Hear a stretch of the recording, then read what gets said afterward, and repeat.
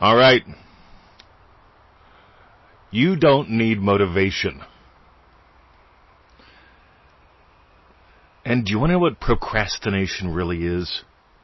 It's a way of giving yourself a jolt.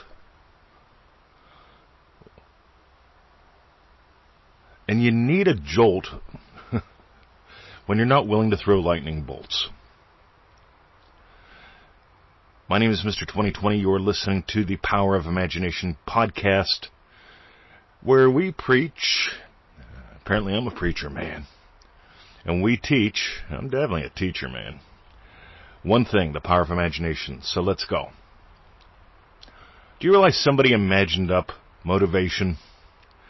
And they imagined up carrot and stick. That's the most common motivation model on the planet. Right? Give them a carrot to run toward, a stick to run away from. And you know what? It doesn't work. Look around. People do dumb shit. They do dumb shit or nothing all day long. Or they do the shit that really doesn't give life to their dreams all day long.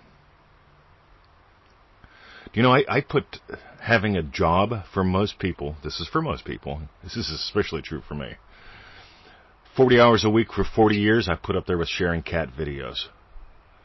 As much as I love cats, my ex-wife and I had 11 cats and 12 litter pans. You do the math. I don't know if I've ever shared more than one or two cat videos over decades on the internet. And I did send one to my ex-wife. I thought it was funny. I don't know, for whatever reason, it popped up on my Facebook thing, and I thought she'd like that, so I sent it to her. We had a little conversation after. It was nice. But I seem to digress, because you don't need motivation. I didn't need motivation to do that. There was no carrot, there was no stick. I just found myself doing it. What if you just started finding yourself doing what matters instead of struggling to do what matters? Because most people struggle to do what matters, and then they do dumb shit all the time that they don't struggle doing. They don't struggle to do dumb shit to fill their days with fluff and filler. So meanwhile, what if the motivation model was something somebody made up and it's totally useless? For some people, maybe for most people. I know there's a few people that still preach it and teach it. But anyway.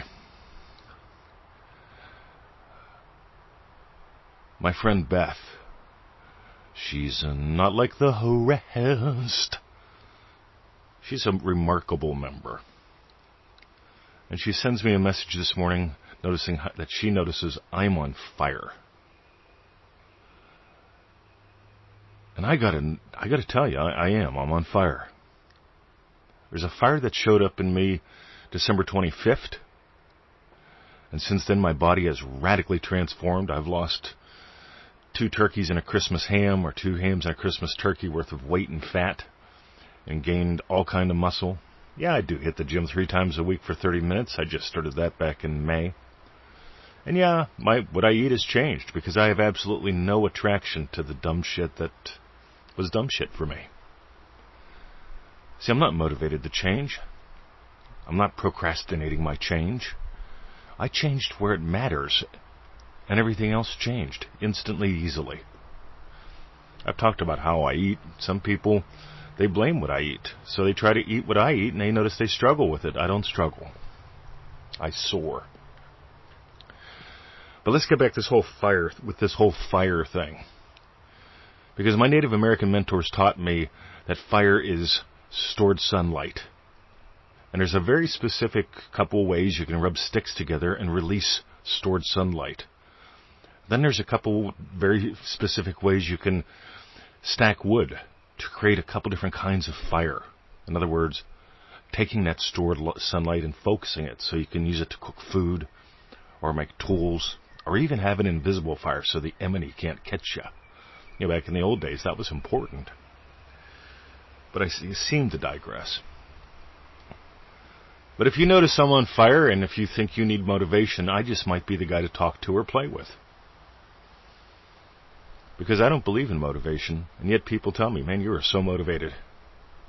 When I tell them a little bit about what I do, they say, well, you mean you're a motivational speaker? Not quite. I help people unleash stored sunlight. And think about what sunlight does, especially if it's been stored. Fire transformed. Fire was pretty much where creation started. When mankind discovered fire, how to utilize it, how to create it, how to store it. Yes, you can actually store fire. Sometime along the same point in time, conversations started happening. Communication, because mankind, physically, were pretty weak compared to the other animals. And you know you're much more than an animal. But you treat yourself like an animal whenever you train yourself to sit. Good boy. Stand. Good girl. Anyway, people buy into bullshit. I'm inviting you to do something different. If you want to explore the stored sunlight within you, if you want to start unleashing that more into the world, I've got 2 ways to do that with you. One, reach out to me. We can talk about doing some one-on-ones. I had 2 marvelous ones yesterday. I'm going to have 2 more marvelous ones today. That's how I roll. And I've got another way too. But right now I want you to go imagine up something lovely as we go into the silence.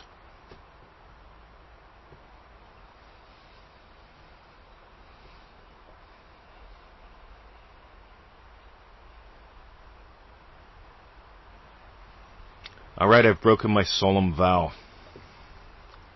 Because I made a vow to keep the podcasts under 5 minutes. And I couldn't today. I was on fire. I kept going. I wasn't motivated to keep going. I didn't procrastinate doing the podcast. Like I said, if motivation and procrastination are your problems, it just might be because you are living in a world where those, well, that's the way of life. I invite you to a whole other way of life.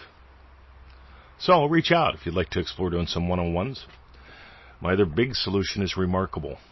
JoinRemarkable.com. We're going to be updating that page soon too, changing the offer.